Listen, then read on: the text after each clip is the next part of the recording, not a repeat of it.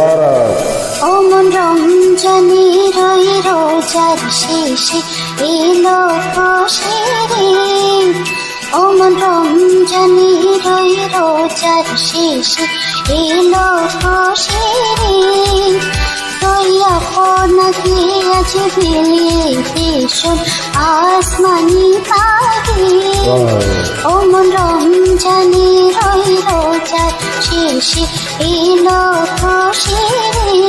ঢাকা বিভাগীয় মানিকগঞ্জ জেলা। আমার হোয়াটসঅ্যাপ আমার মোবাইল নাম্বার 01640899110।